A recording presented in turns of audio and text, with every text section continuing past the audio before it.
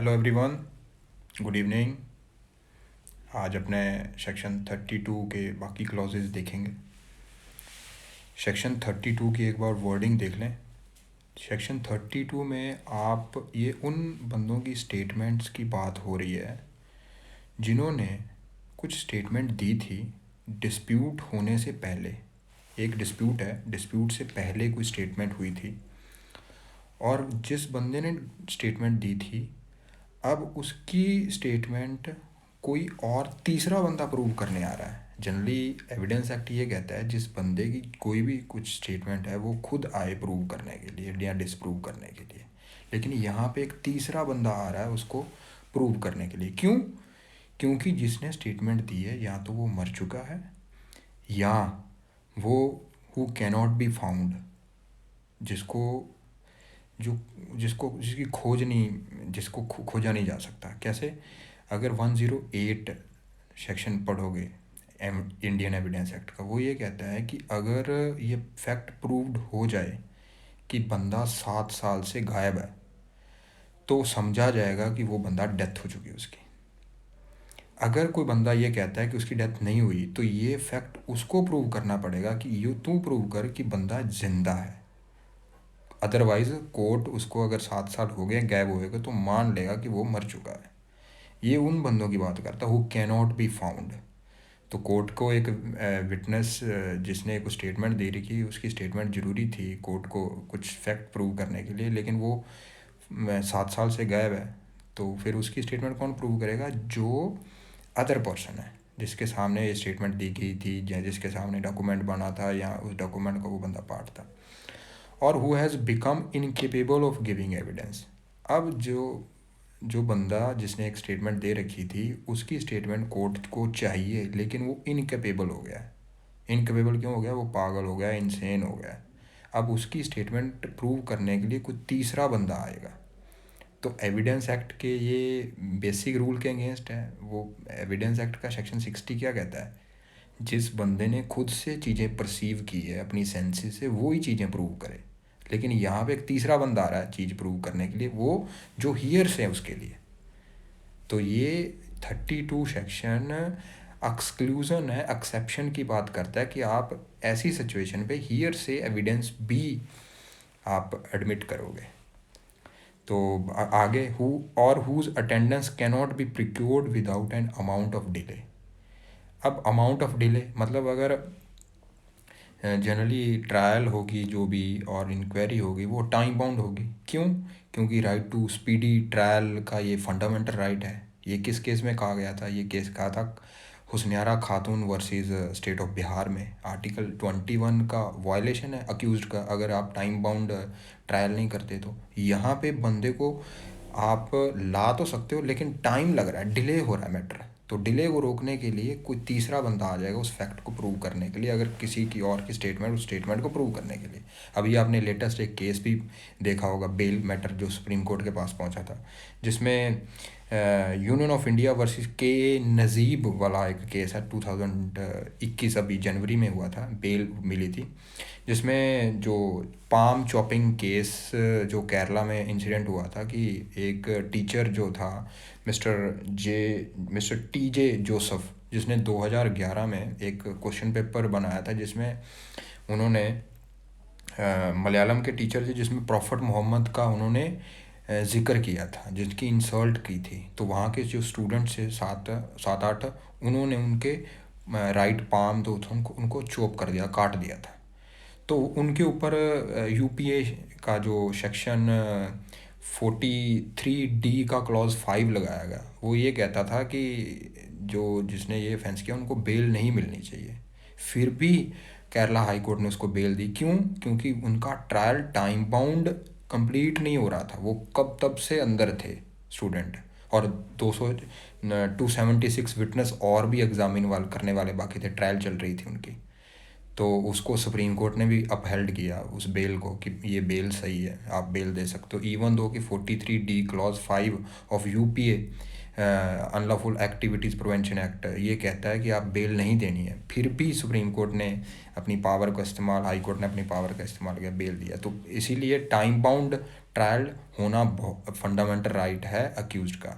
तो यहाँ पे जो लिखा हुआ है अमाउंट ऑफ डिले और एक्सपेंस, एक्सपेंस का मतलब ऐसा एक विटनेस था जिसकी स्टेटमेंट आप यूज़ करना चाहते हो, वो प्रेसिडेंट बन गया या वाइस प्रेसिडेंट बन गया, अब उनको एज अ विटनेस लाना इट्स क्वाइट टफ जॉब, उनके अब एक्सपेंसेस भी देने होंगे। तो इस वजह से उनकी स्टेटमेंट दी गई, अब कोई और प्रूव करना करेगा, या तो बंदा मर चुका है या 108 एविडेंस एक्ट में फॉल कर रहा है कि वो समझ लिया जाता है कि वो मर गया है, क्योंकि हु कैनॉट बी फाउंड, मिल नहीं रहा है, और who has become incapable of giving evidence, और whose attendance cannot be procured by an amount of delay और expense which under the circumstances of case appear to the court unreasonable. अब उनके द्वारा ना आना और किसी और के द्वारा उनकी स्टेटमेंट प्रूव करना कोर्ट को लगता है यार ठीक हो सकता है, क्योंकि अगर उनकी वेट के करेंगे तो काम ख़त्म, ये फैक्ट प्रूव ही नहीं हो सकता। तो ऐसे स्टेजेस की बात करता है 32(1), जैसे डाइंग डिक्लेरेशन की बात करता है, ये बंदे उस स्टेटमेंट की बात करता है जो एक्चुअल में अपनी डेथ के बारे में बताया था उसने। तो उसको हमने कवर कर लिया था पिछली क्लास में। अब हमें 32 के क्लॉज 2 के बारे में बात करेंगे। 2 में आप जनरली ऐसे रिटर्न एक ऐसे डॉक्यूमेंट बनाते हो यूजली कोर्स ऑफ बिजनेस में, जिनको अब जो है पार्टी यूज़ करना चाहती है। जैसे एक हॉस्पिटल में मैंने बताया था कि डॉक्टर ने डिलीवरी की, at what time you daily take class, generally मैं 11 बजे ही लेता हूँ क्लास, तो आप यही टाइम रहता है। अब देखिए, एक डॉक्टर ने एक हॉस्पिटल में डिलीवरी की थी, और डिलीवरी के दौरान एक डेट ऑफ बर्थ सर्टिफिकेट बनाया गया था और कुछ मेडिसिन ली गई थी, तो वो उस डेट टाइम सारा उस डॉक्यूमेंट में प्रोवाइडेड था।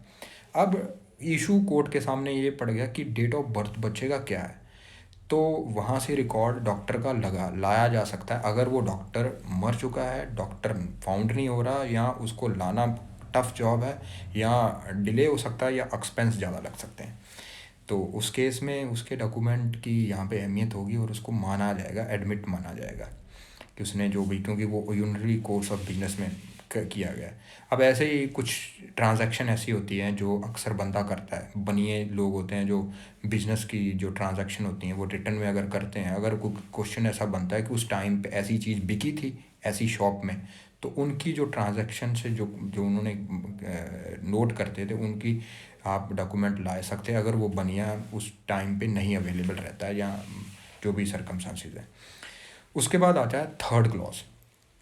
थर्ड क्लॉज बात करता है आपने एक स्टेटमेंट दी है जो आपके इंटरेस्ट के अगेंस्ट ही थी, और ये यूजली कोर्स ऑफ नेचर में दी है, आपके प्रोप्राइटरी या पेक्यूनरी इंटरेस्ट के अगेंस्ट थी, तो वो स्टेटमेंट अब आप तो है नहीं, अब ये तीसरा बंदा यूज़ करेगा उसको प्रूव करेगा, और तीसरा बंदा उसको यूज़ करेगा। कैसे? जैसे मान लीजिए एक बंदा जो है वो पटिशन कोर्ट के पास सामने लेके गया कि ये जो मेरे फादर जॉब करते थे, उसमें जो उनकी पेंशन आती थी, उनकी डेथ होने के बाद वो पेंशन मुझे और मेरे 2 भाइयों को दे दीजिए। अब जो 2 भाइयों की बात कर रहा है, एक्चुअल में वो जो उसके भाई हैं वो illegitimate son of his father. तो अब यहाँ पे अगर वो एडमिट ऐसा करता भी है और उसके बाद वो उसकी डेथ हो जाती है और लीगल रिप्रेजेंटेटिव के बीच सूट चलता है कहीं पे, और वो उसके 2 भाइयों के बीच, तो यहाँ पे उसकी कही हुई बात मानी जाएगी। क्यों? क्यों? देखिए, ये 32 सारे एडमिशन्स की ही बात करता है, लेकिन इस एडमिशन को प्रूव कौन कर रहा है? एक तीसरा बंदा यूज़ कर रहा है। किसके लिए? अपने फेवर के लिए, या उस बंदे के लीगल रिप्रेजेंटेटिव के अगेंस्ट। तो ये भी एडमिशन की ही बात होती है, तो ये आपने इस तरह से देखना है। तो इसके बाद आ जाओ, और इसकी एक और मैं एग्जांपल दूं, जैसे थर्ड क्लॉज की, मान लो एक अडॉप्शन डीड बनाई गई है, अडॉप्शन डीड बनाई गई थी, और जिसमें जिस बंदे को अडॉप्ट किया गया था उसके ऑलरेडी, जैसे एक बंदा है उसने एक मिस्टर एक्स को अडॉप्ट किया, और उसके अपने ऑलरेडी 2 लड़कियां हैं, और मिस्टर एक्स जो बॉय है उसको उसने अडॉप्ट किया। जब वो अडॉप्शन पेपर बनाने थे जिसमें उस लड़कियों ने भी साइन किए, अटेस्ट किया, तो अब वो लड़कियां अगर उनकी डेथ हो जाती है, तो उस जो प्रॉपर्टी का अगर कोई इशू ऐसा बनता है तो ये जो लड़कियां अगर उनकी डेथ हो भी जाती है तो ये माना जाएगा कि उन्होंने तब ये एडमिट कर लिया था कि ये उनकी पिक्यूनरी और प्रॉपर्टी इंटरेस्ट उस प्रॉपर्टी में डिवॉल्व होगा आपस में, उतना उनका उतना पार्ट ही रह गया। ये नहीं है कि उन दोनों के लीगल रिप्रेजेंटेटिव को ही सारा पार्ट जाएगा, ये अडॉप्शन को भी उन्होंने माना है वैलिड। तो उसके बाद आता है सेक्शन 32 के क्लॉज 4 में आते हैं। जनरली ये बात करता है ऐसी स्टेटमेंट की जो ओपिनियन की तरह है। Statement must be in form of opinion. ऐसा ओपिनियन किसने दिया है? जिस बंदे की डेथ हो चुकी है उसने एक ऐसा ओपिनियन दिया था डिस्प्यूट होने से पहले। जो कोर्ट के पास अभी डिस्प्यूट है, जो कोर्ट के पास कोई एक फैक्ट का क्वेश्चन है उस डिस्प्यूट से रिलेटेड कि ये फैक्ट क्या है, तो उससे रिलेटेड एक बंदे ने पहले ओपिनियन दे रखी है। क्यों ओपिनियन देती है? क्योंकि उसके पास एक स्पेशल नॉलेज है with regard to custom, with regard to public right. अब यहाँ पे सिर्फ पब्लिक राइट की बात होगी, प्राइवेट राइट की बात नहीं होगी। तो ये पीटी का क्वेश्चन एक बार आ चुका है कि पब्लिक राइट और प्राइवेट राइट दोनों या अकेला पब्लिक राइट। तो यहाँ पे पब्लिक राइट और कस्टम और मैटर ऑफ जनरल इंटरेस्ट की बात होती है। तो अगर ऐसा क्वेश्चन उठता है तो वो बंदे का ओपिनियन जो पहले उसने, मान लो एक रोड है, गांव से जाता था और एक बूढ़े आदमी ने जिसकी उम्र 80 साल है उसने पहले कहा रखा भाई ये रोड मैं जितना टाइम होता है इसको मैंने देखा हुआ है, तो ये रोड जो यूज़ कर रहे हैं ये पब्लिक रोड है, इसका पता नहीं है, इसके कागज़ वगज कुछ नहीं है, लेकिन ये पब्लिक रोड है, सारे यूज़ कर रहे हैं इसको। अब बाद में वही एक क्वेश्चन, बाद में साल 2 साल 4 साल बाद जब उस बंदे की डेथ होने के बाद एक डिस्प्यूट उठता है कि ये रोड क्या प्राइवेट रोड है या पब्लिक रोड है, तो यहाँ पे उसका ओपिनियन कि वे ये पब्लिक रोड है ये रेलिवेंट माना जाएगा, क्योंकि अब वो मर चुका है या वो फाइंड आउट नहीं हो रहा है, वो वाले जो 32 के जो सरकमस्टांस है वो सारे लग रहे हैं। उसके बाद आता है फिफ्थ क्लॉज और सिक्स्थ क्लॉज दोनों रिलेशनशिप की बात करेंगे, लेकिन फिफ्थ क्लॉज में ऑरल और रिटन दोनों स्टेटमेंट को यूज़ कर सकते हो, लेकिन सिक्स्थ क्लॉज में आपने रिटन डॉक्यूमेंट्स को यूज़ करना एज अ विल जो। और फिफ्थ क्लॉज बात करेगा जो बंदे हैं जो एक्चुअल में जिंदा हैं अभी, उनके रिलेशनशिप की बात करेगा, लेकिन सिक्स्थ क्लॉज उन बंदों की बात करेगा जो एक्चुअल में मर चुके हैं, उनके रिलेशनशिप की बात करेगा। फिफ्थ क्लॉज उन रिलेशनशिप की बात करेगा जो बंदे एक्चुअल में जिंदा हैं, और कौन करेगा? जो एक्चुअल में मर चुका है। 5 और 6 में बंदा मर चुका है, उसकी स्टेटमेंट को आप यूज़ कर रहे हो किसी पार्टिकुलर फैक्ट को प्रूव करने के लिए। फैक्ट क्या है? रिलेशनशिप। क्या ए का बी से रिलेशनशिप है? फिफ्थ क्लॉज ये कहता है कि ए एंड बी दोनों जिंदा है, उनके रिलेशनशिप की बात हो रही है। और सी ये कह रहा है कि ए एंड बी दोनों मर चुके हैं, उनके रिलेशनशिप की बात हो रही है। वो रिलेशनशिप डेथ, मैरिज और जो ब्लड मैरिज और अडॉप्शन तीनों का हो सकता है। तो फिफ्थ क्लॉज में जो बंदा स्टेटमेंट दे रहा है वो अब तो मर चुका है, लेकिन उसको स्पेशल मीन्स ऑफ नॉलेज थी। अब मान लो एक घर में एक सर्वेंट काम करता है, सर्वेंट जब काम करता है वहाँ पे एक जो मालिक का लड़का एक दिन रात को एक लड़की से शादी करके घर पे ले आया और उसके साथ रहना शुरू कर दिया। 3-4 साल रहा, रहने के बाद उसको एज अ ट्रीट वाइफ कर रहा था। वो बूढ़ा हर रोज़ देखता था, बूढ़े ने दूसरे एक और आदमी को कहा कि यार ये इसकी वाइफ ही है, और इसके बाद वो मर गया। अब क्वेश्चन ये उठता है क्या ये उसकी वाइफ है? जो बच्चा लेके वहाँ पे लड़का लेके आया था उसके साथ एक लड़की आई थी, क्या ये उसकी वाइफ है? अब ये क्वेश्चन है कोर्ट के पास। तो ये जो बूढ़े ने किसी और को ये शब्द कहे गए थे वो बंदा आके इसको प्रूव कर सकता है कि इसको ये स्पेशल नॉलेज थी, जिस बूढ़े ने मेरे को बताया था उसने कहा था कि इसको ट्रीट कर रहा है वाइफ, तो इसकी रेलिवेंट मानी जाएगी, स्टेटमेंट एडमिट की जाएगी। ऐसी सिक्स्थ क्लॉज में रिटर्न में हमेशा होगा, विल हो सकती है, डीड हो सकती है रिलेटिंग टू फैमिली अफेयर्स। इस डॉक्यूमेंट में उस बंदे ने इसके बारे में लिख दिया, जैसे कोई पेडिग्री, एक फोटोग्राफ की डॉक्यूमेंट मान सकते हो आप, जैसे एक विल बना दी, विल में कौन किसका भाई है, कौन किसकी बहन है, वो सारी चीज़ें लिख दी हैं एक बंदे ने। और अब क्वेश्चन ये उठता है क्या प्रॉपर्टी का डिस्प्यूट उठ गया कि इसमें कौन कौन किन किन बंदों की प्रॉपर्टी पास होनी चाहिए। तो उस डॉक्यूमेंट को आप यूज़ करके ये इस्टेब्लिश कर सकते हो रिलेशनशिप, क्योंकि वो डॉक्यूमेंट बनाया गया था किसने, एक पड़तादा ने बनाया था उनके, और पड़तादा ने तब बनाया था जब इनका जन्म हुआ ही था। तो अगर वो ऐसा होता है तो आप उसको यूज़ कर सकते हो as a statement, as a 32 में, क्लॉज 6 में। ऐसे ही आ जाओ सेवन्थ क्लॉज में। सेवन्थ में ये भी स्टेटमेंट डॉक्यूमेंट की बात करेगा, लेकिन ये deed document with transaction 13 clause A में वाले की बात करेगा। 13 ए में क्या है कि कोई ऐसा कस्टम या राइट जो एक ट्रांजैक्शन के द्वारा ड्राम किया गया था, ड्राम डिनाइड किया गया था, क्रिएट किया गया था, असर्ट किया गया था, वो एक सारे जो किए गए थे। अगर ऐसी कोई स्टेटमेंट है उस ट्रांजैक्शन के रिगार्डिंग, यहाँ पे सेवन्थ क्लॉज में उसको आप यूज़ कर सकते हो। और ये सेवन्थ क्लॉज हमेशा 13 ए पे ही लगेगा, इसके अलावा इसका कोई मतलब नहीं है। तो ये स्टेटमेंट उन्हीं की बात करेगा। स्टेटमेंट किसके द्वारा दी गई थी, जिसने ये उस ट्रांजैक्शन को होते हुए देखा है, यहाँ उसके सामने ये चीज़ हुई है।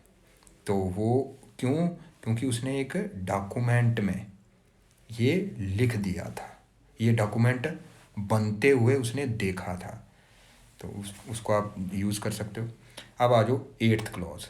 एट्थ क्लॉज बेस्ड है एक केस लॉ के ऊपर। वो केस लॉ का नाम लिख लीजिए, डू बोस्ट वर्सेस बेरेसफोर्ड। मैं लिखूँगा, आपको नीचे बताऊँगा ये कौन सा केस लॉ, उसको आप देख लीजिएगा प्लीज़। और यहाँ पे सेवरल पोर्शन, अब आर्टिकल 19 ये कहता है कि आप असेंबल हो सकते हो, राइट टू असेंबल पीसफुली। तो ये असेंबल की बात करता है कि 10-15 बंदे जुड़े हैं और उनकी एक ही बात कह रहे हैं। क्या बात कह रहे हैं, वो एक ही स्टेटमेंट कह रहे हैं, वो एक्सप्रेस्ड फीलिंग कर रहे हैं या अपने इम्प्रेशन बता रहे हैं किसी मैटर के ऊपर, तो वो रेलिवेंट माना जाएगा। जैसे किसान आंदोलन में बंदे एक ही स्टेटमेंट दे रहे हैं और उनका एक्सप्रेशन बताना और उनका जो फीलिंग बताना, वो उसके बारे में है, किसी फैक्ट के बारे में। मान लो कि इस दिन भीड़ कितनी थी, ये क्वेश्चन है। उस टाइम पे स्टेटमेंट सब ने दी कि भाई 2 लाख बंदा है, मिलजुल के उन्होंने आज 2 लाख बंदा यहाँ पे आया हुआ है, मिस्टर ए ने कहा। उसके बाद मिस्टर बी किसान वो चढ़ा हुआ, आज 2 लाख बंदा आया हुआ है। उसके बाद 3 बंदा, वो भी उसने भी है, ऐसे 10 बंदे स्टेज पे चढ़े, उन्होंने स्टेटमेंट दी कि आज 2 लाख बंदा आया हुआ है। अब ये क्वेश्चन अगर कोर्ट के पास सामने में, उस दिन कितने बंदे थे, और आपने उसकी स्टेटमेंट जो है फीलिंग और इम्प्रेशन के साथ आई थी, तो आप उसको यूज़ कर सकते हो कि उस दिन 2 लाख बंदा था। तो ये एट्थ क्लॉज उस सिचुएशन पे लगेगा। अब आ जाओ सेक्शन 33।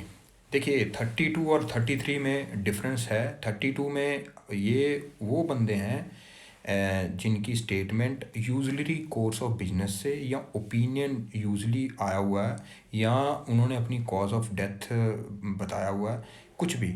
लेकिन 33 ऐसा नहीं है। 33 एज अ विटनेस पहले आया था, उसके बाद उसकी डेथ हो गई, एज अ विटनेस एग्जामिन हुआ था। लेकिन 32 बात करता है जनरल स्टेटमेंट की, 33 बात करेगा विटनेस की स्टेटमेंट की। तो 33 क्या कहेगा, relevancy of certain evidence for proving in subsequent. आपने वही स्टेटमेंट अगर सिर्फ एक या 2% स्टेज पे बोलते हैं तो फिर, अब देखिए 2 या 2 से ज़्यादा वो ज़्यादा ही मानेंगे। अब सेक्शन 7 की बात करें तो सेवरल पर्सन 2 से शुरू हो जाते हैं। तो ये एक इंग्लिश टर्मिनोलॉजी है, आप इसको वहाँ से भी देख सकते हो गूगल करके कि सेवरल पर्सन किनको कहेंगे। तो अगर वो 2 या 2 से ज़्यादा हैं तो अगर उन पे लगता है तो उस तरह से देख सकते हो। सेक्शन 33 अगर देखोगे तो ट्रायल और इंक्वायरी में अगर कोई विटनेस आया था कोई फैक्ट प्रूव करने के लिए, जैसे मान लो क्वेश्चन है कोर्ट के पास, क्या राम ने शाम को मारा। विटनेस एक एक्स आया, उसने कहा जी, उसने ये कहा कि राम ने शाम को थप्पड़ मारा। चलो कोर्ट के सामने क्वेश्चन ये था, क्या राम ने शाम को मारा। तो यहाँ पे ये थप्पड़ मारना उसका ये प्रूव कर रहा है कि हाँ मारा तो है, ये मारने वाला फैक्ट प्रूव हो गया। अब दूसरा क्वेश्चन जब कोर्ट के सामने आया था, क्या मारा, कैसे मारा, तो एक फैक्ट जो पहले कहा हुआ था मिस्टर एक्स ने एज अ विटनेस जिसको एग्जामिन किया था, जिसने पहले जिसको विटनेस एज एग्जामिन किया था वो एग्जामिन हुआ। अब वो जब वो कोर्ट छोड़ के चला गया तो वो उनकी डेथ हो गई, या उनको कोर्ट में लाना मुश्किल हो गया, या जो अदर सर्कमस्टांसेस अदर पार्टी ने उसको गायब कर दिया, या वो उनको उनकी प्रेजेंस सिक्योर नहीं की जा सकती। अब लेकिन कोर्ट के पास दूसरा क्वेश्चन है कि क्या राम को श्याम ने कैसे मारा, किससे मारा और कितना मारा। 3 फैक्ट्स हैं, तो वो पहले वाला फैक्ट कोर्ट उसको एज इट इज़ यूज़ कर सकता है एज, तो उनकी स्टेटमेंट इस तरह से यूज़ की जा सकती है, या तो उसी प्रोसीडिंग में यूज़ होगी या किसी और प्रोसीडिंग में यूज़ हो सकती है, लेकिन उस प्रोसीडिंग में भी दोनों पार्टियां सेम होनी चाहिए, सब्सटेंशियल क्वेश्चन सेम होना चाहिए। कैसे, मान लो क्रिमिनल कोर्ट के पास एक क्वेश्चन है कि ए ने बी की प्रॉपर्टी के ऊपर ट्रेसपास किया, ए ने बी की प्रॉपर्टी के ऊपर ट्रेसपास किया। अब ये जो है एक विटनेस आया, विटनेस ने देखा कि हाँ भाई साहब इसने किया है, उसने बोल दिया, और बी ने उसको क्रॉस एग्जामिन भी कर लिया, विटनेस को सारा उसको राइट भी दिया गया, अपॉर्चुनिटी भी दी गई, और उसने अवेल की, उसको क्रॉस कर लिया। अब ये विटनेस उसका हो गया क्रॉस ना। अब मान लो सिविल में वो ही डिस्प्यूट उठता है कि एक्चुअल में इस प्रॉपर्टी का ऑनर कौन है, ए है या बी है। अब वो जो विटनेस यहाँ था जो क्रिमिनल कोर्ट में, इसको आप सिविल में भी उसकी टेस्टिमनी को एज इट इज़ यूज़ कर सकते हो, क्योंकि दोनों में सब्सटेंशियल क्वेश्चन सेम है, पार्टीज सेम है। तो ये वाली विटनेस अगर उसने दी है एज अ एविडेंस, तो इसको आप वहाँ पे यूज़ कर सकते हो, दिक्कत नहीं है। लेकिन इसके सर्टन रूल हैं यूज़ करने के। पहला रूल ये है कि जो भी विटनेस आया था उसको अदर पार्टी ने, एडवर्स पार्टी ने क्रॉस कर लिया था, उसके पास राइट था और अपॉर्चुनिटी थी। राइट और अपॉर्चुनिटी का मतलब कि मान लीजिए चीफ एग्जामिनेशन उस विटनेस का हो चुका है, जो पार्टी उसको लेके आई है उसने अपना चीफ करा दिया, चीफ एग्जामिनेशन। चीफ एग्जामिनेशन मतलब जो वो चाहते थे कि ये विटनेस बोले उसने बोल दिया। अब दूसरी पार्टी उसको क्रॉस एग्जामिन करेगी, जिसने क्रॉस एग्जामिन करना था उसका ये राइट है उस पार्टिकुलर केस के लिए। अगर वो क्रॉस करता है और वो सारा एक्सट्रैक्ट निकाल देता, फुल क्रॉस, ऐसा नहीं है कि आधा क्रॉस हुआ और उसके बाद वो मैटर अर्जेंट हो गया, तो अब आप दूसरी प्रोसीडिंग में उसको यूज़ नहीं कर सकते अनलेस एंड अनटिल आपने इन टोटलिटी सारा उसका क्रॉस एग्जामिनेशन नहीं कर पाते। अगर वो कर दिया तो आप दूसरी प्रोसीडिंग में आप यूज़ कर लोगे। तो पहला ये, और सेक्शन 30 और 33 की जितनी भी स्टेटमेंट अगर एस्टेब्लिश हो जाती हैं तो ये दोनों स्टेटमेंट्स एडमिट होती है कहाँ पे, 158 एविडेंस एक्ट में। 158 इसके साथ लगता है, वो आप देख लीजिएगा। तो जो क्रिमिनल प्रोसीडिंग की वो सिविल प्रोसीडिंग में यूज़ कर सकते हो एविडेंस, सिविल की आप क्रिमिनल में कर सकते हो, दिक्कत नहीं है। इसके लिए आप केस लॉ देख लीजिए, एम्परर वर्सेस मोहम्मद यूसुफ 1932, और एक और केस है फूल किशोरी वर्सेस नोबिन चंद्रा, ये दोनों केस हैं। और मान लीजिए एक कोर्ट के पास कोई क्वेश्चन था और उसको प्रूव करने के लिए एक विटनेस आया, लेकिन वो कोर्ट कॉम्पिटेंट नहीं था उस डिस्प्यूट को सुनने के लिए, और विटनेस आया, उसने एग्जामिन किया, दूसरी पार्टी ने उसको क्रॉस किया और सारी चीज़ें हुई, और वो सेम क्वेश्चन ही एक अदर प्रोसीडिंग में उठा और सेम पार्टी से सेम डिस्प्यूट है, तो वो अब ये कॉम्पिटेंट कोर्ट सुन रहा है, तो वो जो विटनेस पहले एग्जामिन किया था इन कॉम्पिटेंट कोर्ट ने, क्या उसको इधर यूज़ कर सकते हो कॉम्पिटेंट कोर्ट? क्योंकि वो तो डेथ हो चुकी है, क्या उसकी टेस्टिमनी इधर यूज़ की जा सकती है? नहीं की जा सकती। ये केस लॉ है, केस लॉ का नाम लिख लीजिए, बूटा सिंह वर्सेस क्राउन 1927। तो अब आ जो एक सीआरपीसी में प्रोविज़न है 299 है, वो ये कहता है कि आप विटनेस की एब्सेंस में भी उसका जो विटनेसेस, मान लो अक्यूज्ड की एब्सेंस में भी विटनेसेस की टेस्टिमनी ले सकते हो। अगर वो प्रोक्लेम्ड ऑफेंडर हो गया, आ नहीं रहा है, या ऐसी सिचुएशन है 299 वाली, तो विटनेस, क्योंकि टाइम बाउंड आपने ट्रायल करनी है, तो विटनेस आया, उसको एग्जामिन आया, लेकिन इस स्टेज में क्रॉस नहीं हो रहा है 299 में, क्योंकि अक्यूज को पता ही नहीं है कि उसकी ट्रायल भी चल रही है। यहाँ वो इंटेंशनली गायब है, तो इंटेंशनली गायब है तो अपना डिफेंस क्यों वो क्रॉस क्यों करेगा, अपना एडवोकेट क्यों हायर करेगा। मान लीजिए वो विटनेस आता है, उसका चीफ एग्जामिनेशन प्रोसिक्यूशन करा लेता है और बाद में उसकी डेथ हो जाती है, तो क्या उसकी टेस्टिमनी को आप, जब वो अक्यूज पकड़ा जाता है, उसको आप यूज़ कर सकते हो? नहीं कर सकते, क्योंकि क्रॉस एग्जामिनेशन की उसका पास राइट अवेल नहीं किया, उसने अपॉर्चुनिटी उसको नहीं मिली है, इसीलिए। तो अब यहाँ पे जो 33 की सारी सिचुएशन मैंने बता दी हैं, इसमें सच कुछ ज़्यादा नहीं है, आपने खुद से इसको पढ़ लेना है।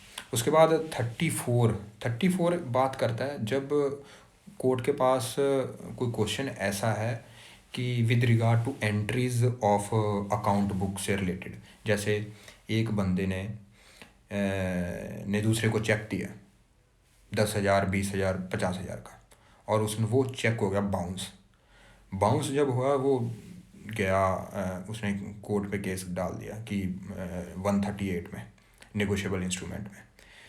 पहले कोर्ट ये पूछेगा क्या वाकई उस बंदे की लाइबिलिटी थी। जैसे मैंने आपको 1 लाख का चेक दिया है और आपने चेक लेके गए और वो चेक बाउंस हो गया और आपने मेरे ऊपर केस कर दिया, तो कोर्ट के पास जब केस लेके जाओगे तो कोर्ट पहले सबसे पूछेगा कि भाई साहब आप ये बाउंस लेके आ तो रहे हो, ये चेक का बाउंस का केस लेके आ तो रहे हो, लेकिन क्या उस बंदे की आपके प्रति लाइबिलिटी थी पैसे देने की, पहले ये भी तो देखियो। तो अगर वो बंदा एंट्री ऑफ बुक लेके आता है अकाउंट की कि सर मैंने ट्रांजैक्शन रूटीन में हमारी होती थी और जिसमें ये बंदा पैसे लेता था, और अगर वो ट्रांजैक्शन प्रूव कर देता है कि अकाउंट बुक में ये देखिए इसके साइन भी हैं सारी चीज़ें, तो court as a secondary thing उसको देखते हुए लाइबिलिटी ले सकता है, हाँ लाइबिलिटी तो भाई इसकी थी, तो अब वो प्रोसीडिंग 138 की चला सकता है, लाइबिलिटी वाला क्लॉज उसका फुलफिल हो गया। लेकिन 138 में ये क्वेश्चन नहीं था मेन, तो एंट्री बुक आप लेके गए हो अकाउंट वाली, उसमें वो सेकेंडरी क्वेश्चन है लाइबिलिटी का, तो सेकेंडरी क्वेश्चन हमेशा प्रूव किए जा सकते हैं, क्योंकि 34 कॉर्पोरेटिव वैल्यू है इसकी, आप इस अकेले इससे आप किसी का चार्ज प्रूव नहीं कर सकते, लेकिन इसको सेकेंडरी पर्पस के लिए यूज़ किया जा सकता है, कॉर्पोरेटिव वैल्यू है इसकी। तो इस पे एक लीडिंग केस है एल के अडवाणी वर्सेस सीबीआई, आप वो देख लीजिएगा। और एंट्री बुक में जो भी इसमें बात होती है, मैटर पार्टिकुलर इंक्वायरी में है, सेकेंडरी, प्राइमरी नहीं। प्राइमरी होगा तो ये सफिशेंट नहीं है किसी को समनिंग कराने के लिए, किसी की लाइबिलिटी फिक्स कराने के लिए। अगर वो सेकेंडरी क्वेश्चन है तो सेकेंडरी आप इसमें प्रूव कर सकते हो, कॉर्पोरेटिव वैल्यू है इसकी। उसके बाद आ जाओ 35 ये बात कहता है कब फैक्ट्स रेलिवेंट होते हैं। जब कोर्ट के पास कोई ऐसा फैक्ट आ जाए, कोर्ट के पास ऐसा कोई क्वेश्चन आ जाए कि ये किस तरह से काम हुआ है या किस तरह से ये चीज़ें हुई हैं, तो वो अगर पब्लिक डॉक्यूमेंट था और रूटीन में ऑफिसर्स के द्वारा बनाया जाता है, रूटीन में उस चीज़ों की एंट्रीज होती हैं, तो वो समझा जाएगा कि वो इट्सेल्फ वो जो मोड है वो रेलिवेंट है। अब मान लो क्वेश्चन, कोर्ट के पास क्वेश्चन है कि 7 तारीख को DD entry with regard to particular fact हुई है या नहीं हुई है इलाहाबाद में, इस पुलिस स्टेशन में, लेकिन उस पुलिस स्टेशन में एक्चुअल में यूपी में ऐसी डीडी एंट्री होती ही नहीं है। तो कोर्ट अगर कोई बंदा डीडी एंट्री लेके आ रहा है कि ये सर इलाहाबाद की एंट्री है, तो कोर्ट अगर इस चीज़ों को देखता है कि इलाहाबाद में तो डीडी एंट्री नाम की कोई चीज़ ही नहीं है भाई साहब, वहाँ पे जो पुलिस है वो एक अलग तरह का रजिस्टर मेंटेन करती है, वो डीडी एंट्री नहीं करती है, ये बंदा डीडी एंट्री लेके आ रहा है, तो इसका मतलब ये गलत लेके आ रहा है। तो वो जो रिकॉर्ड है, जो कोर्ट जो अदरवाइज़ वहाँ पे रिकॉर्ड मेंटेन होता है, वो रेलिवेंट होगा इस चीज़ को डिसप्रूव करने के लिए। तो इस तरह से आपने देखना है। उसके बाद 36 में मान लो कोर्ट के पास अगर क्वेश्चन है क्या लुधियाना अमृतसर के पास पड़ता है? क्योंकि ये तब सेक्शन बने हुए हैं जब इलेक्ट्रॉनिक जो युग नहीं था, मोबाइल नहीं था, गूगल नहीं था, ये लोग बहुत कम मात्रा में यूज़ करते थे। तो अगर आप वर्टिका, थैंक यू मैम। अगर कोर्ट के पास ये क्वेश्चन है क्या लुधियाना अमृतसर के पास है, और वो कोई बंदा मैप लेके आ रहा है, चार्ट लेके आ रहा है, ये देखिए सर मैप या चार्ट में दिया होता है कि ये इसका इतना इस पार्टिकुलर सिटी का इस पार्टिकुलर सिटी में इतना डिस्टेंस है, तो वो पार्टिकुलर ऐसे चार्ट बनाए रखे हैं, तो वो चार्ट रेलिवेंट होंगी, उनकी एंट्रीज रेलिवेंट होंगी। तो ये 36 कहता है।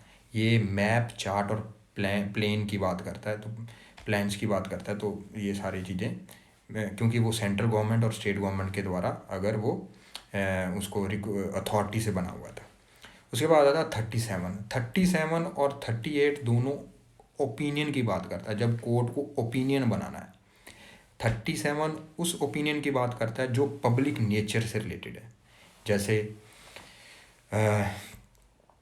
ओपिनियन इस बात का लगाना है कि इस पार्टिकुलर टाइम पे क्या इस लॉ के ये कंसिक्वेंसेस निकल रहे थे, उस पार्टिकुलर लॉ के ये कंसिक्वेंसेस बैड और अच्छे ये कंसिक्वेंसेस निकल रहे थे, और उस टाइम पे ये उस पार्टिकुलर लॉ की नेचर क्या थी, क्या वो लोगों को इस पार्टिकुलर काम करने या काम होने में उनको उनका जो फ्रूटफुल पर्पस जिस लॉ का बनाया गया था क्या वो फुलफ़िल हो रहे थे।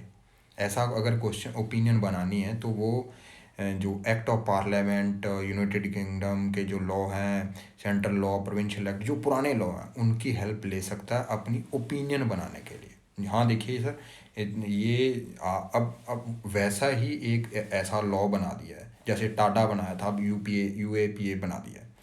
तो टाटा के रिगार्डिंग अगर कोई चीज़ें देखनी है तो टाटा का लॉ देखा जा सकता है, क्योंकि वो एक ऐसा एक्ट था। मैं एग्जांपल के लिए बता रहा हूँ। अब यूपीए में भी ऐसा एक प्रोविज़न है, तो अब यूपीए से रिलेटेड कोई सेक्शन का कोई इंटरप्रटेशन करनी है कोर्ट ने, और इंटरप्रटेशन से रिलेटेड कोई क्वेश्चन है कि क्या इसके पीछे लेजिस्लेशन के क्या ऑब्जेक्ट रहा होगा, तो उससे रिलेटेड आप पीछे वाले टाटा के प्रोविज़न भी देख सकते हो, तो वो सारी ओपिनियन आप बना सकते हो। तो कोर्ट का ये हेल्पिंग हैंड रहता है।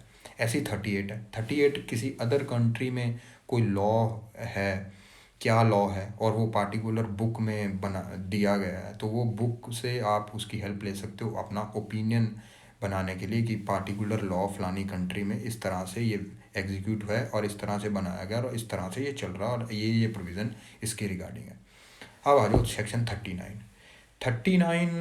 अब मान लो कोर्ट ने किसी पार्टिकुलर फैक्ट को प्रूव करने के लिए उसको एक स्टेटमेंट चाहिए, लेकिन आप लेके आ रहे हो इतनी इतनी बड़ी बुक्स और उस फैक्ट को प्रूव करने के लिए कुछ कुछ जैसे कोर्ट के पास क्वेश्चन है क्या ए ने बी को पैसे दिए, और आप ट्रांजैक्शनें जो है डॉक्यूमेंट्स हैं, सीरीज़ ऑफ लेटर हैं, पेपर इलेक्ट्रॉनिक रिकॉर्ड बुक जो यूजली कोर्ट्स में बनती थी वो उठा के ले आए कोर्ट के सामने।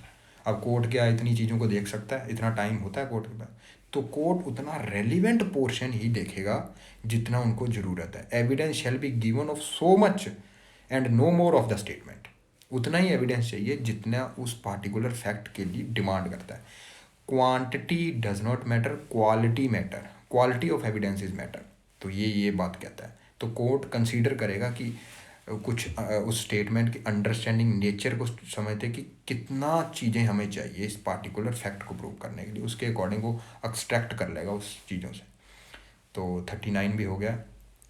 तो 32 से लेकर 39 तक यही है, इससे ज़्यादा कुछ नहीं है। आपने पीटी पर्पज़ के लिए ये कब बनाए गए, कब इसमें अमेंडमेंट हुई और क्या क्या वर्ड हैं वो आपने देख लेने हैं। हरियाणा जुडिशरी में अक्सर ये आते हैं, और अभी प्रोसिक्यूशन एपीपी सीबीआई भी आने वाला है, एपीपी दिल्ली में भी ये ऐसे क्वेश्चन पीटी में आते हैं, प्रिलिमिनरी में आते हैं। तो आप इसको इस तरह से तैयार कर लीजिए प्लीज़। उसके बाद अपने नेक्स्ट टॉपिक करेंगे, और तब तक के लिए जिन लोगों ने मेरी क्लास देखी, कमेंट्स किए, थैंक यू। और कोई क्वेश्चन है आपके तो आप मुझे टेक्स्ट मैसेज कर सकते हो मेरे पर्सनल अकाउंट में, मेरे इसका अकाउंट में। Good night, thank you, bye bye.